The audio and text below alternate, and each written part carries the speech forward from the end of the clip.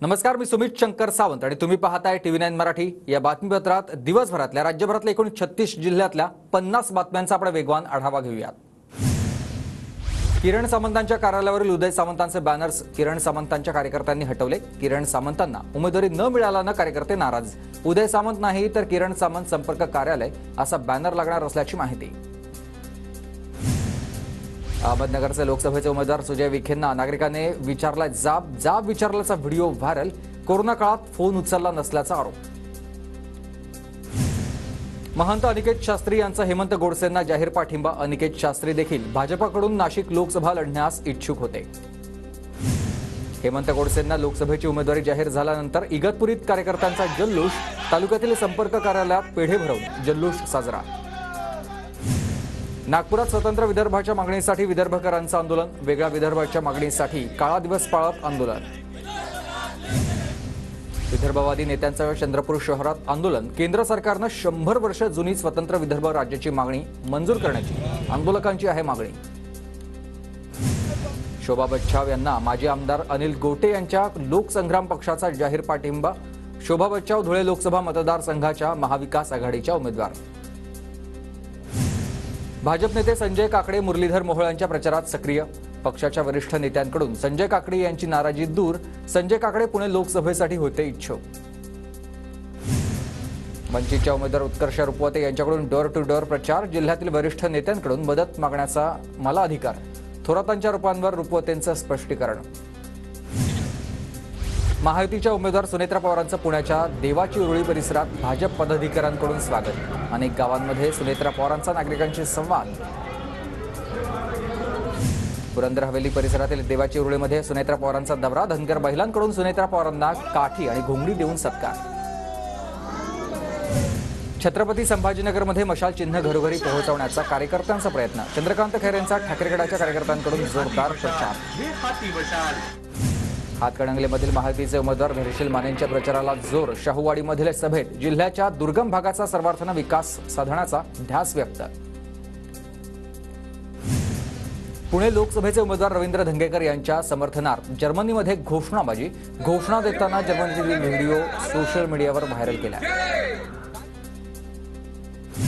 रावेर लोकसभेच्या महायुतीच्या उमेदवार रक्षा खडसेंकडून भव्य प्रचार रॅली। महिलांचा मोठा प्रतिसाद तर कार्यकर्त्यांकडून रॅली दरम्यान फटाक्यांची आतषबाजी। धाराशिवमध्ये अपक्ष उमेदवार मनोहर पाटलांकडून हातात तिरंगा घेत अनोख्या पद्धतीनं प्रचार। देशहितासाठी निवडून द्या अशा आशयाचे बॅनर।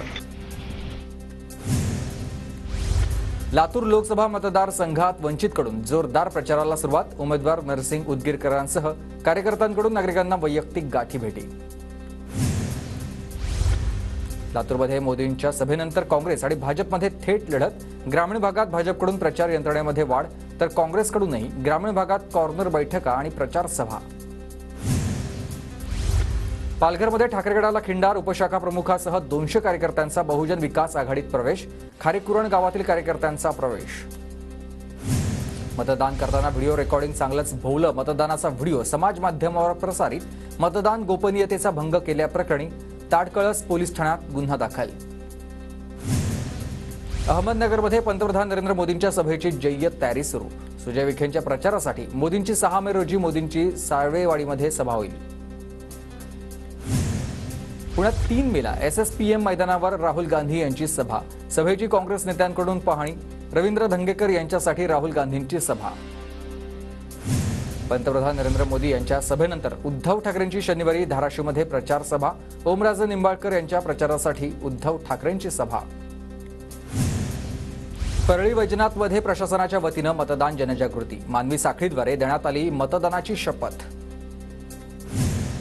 निवडणुकीच्या पार्श्वभूमीवर चिपळूणमध्ये पोलिसांचं संचलन। पोलिसांकडून मतदानाबाबत जनजागृतीचा संदेश।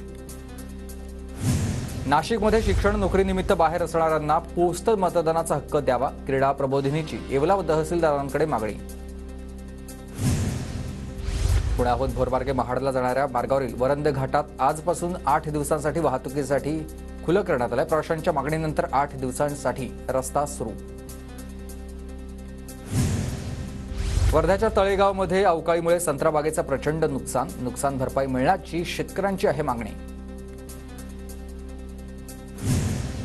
लातूर जिल्ह्याच्या धने गावामध्ये आता बंधाऱ्यामध्ये आपण बघतोय पाणीसाठा उपलब्ध असून देखील पाण्यासाठी नागरिकांची वणवण सुरू आहे।